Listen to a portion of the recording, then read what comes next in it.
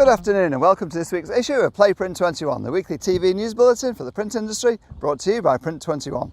Sponsored this week by Foxhill, trade supplier of labels, stickers and point of sale items. Good news in print this week, of course, as South Australia opens its economy again. All presses were closed there on Friday, only for it to be revealed that the government's massive overreaction was based on a lie. So good news for printers in South Australia, although printers around the country, like all manufacturers, remain nervous of the government's or Premier's seemingly over-keen emphasis on closing down economies at the drop of a hat. Big news in the print industry this week comes from one of the biggest printers in the country, Ovato. It got past the first hurdle in its restructuring plan. The court approved its plan to go to its creditors, a couple of minor modifications. That plan will include the closure of the Clayton manufacturing site in Melbourne, 300 jobs to go, redundancy packages picked up by the taxpayer, 50 cent in the dollar repayment to outstanding invoices to creditors, and a $40 million rights issue underwritten, $35 million underwritten by the Hannon family and our media, formerly Bauer Media, formerly ACP, the biggest customer at Bauer. The Ovato, of course, is a volume print business, and volumes are down. Its sales in the last financial year fell by $130 million, meaning the company achieved a $109 million loss. One of the most hard-hit sectors in the economy during COVID has been the events and exhibitions industry, which has basically been closed since March. Supplies to that industry, of course, hard hit. And one of those, Signex, high-profile Melbourne sign business, has gone into administration this week. 100% of its work virtually stopped in March.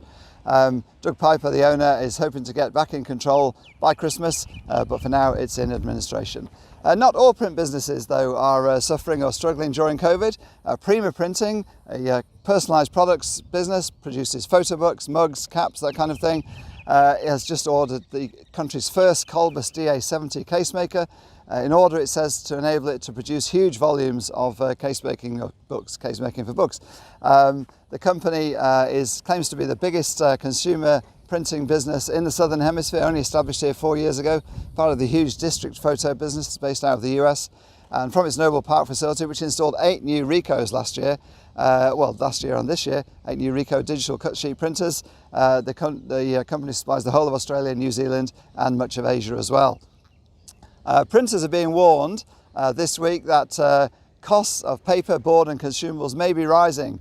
Shipping costs and container costs, like this one behind me, are under extreme pressure at the moment. There's a lack of supply, a lot of demand. The industry has consolidated recently and it's basically controlled by 3 major lines now. So the paper merchants, the ink suppliers, consumable suppliers are saying that this could impact on prices, particularly if the rates, which are sky high at the moment, freight rates, remain that way after the traditionally peak Christmas, New Year and Chinese New Year period. Print21 will keep you informed of all the latest developments in this area. Finally this week, big congratulations to Soar Print, celebrating its 100th year anniversary this week. Based in Auckland and Hamilton, Soar Print is now the oldest printer in New Zealand and one of the most progressive. Congratulations to Fred, Tui, Jenny and Vicky. I asked Fred what the reason for the company's success was over the years, and he said dogged determination. Good on you, Fred.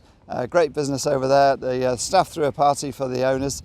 Congratulations to you all from Print21. That's it for this week's issue of Print21. Go to the website print21.com.au for all these stories and more. Thanks to our sponsor Foxhill. This is me, Wayne Robinson, signing off.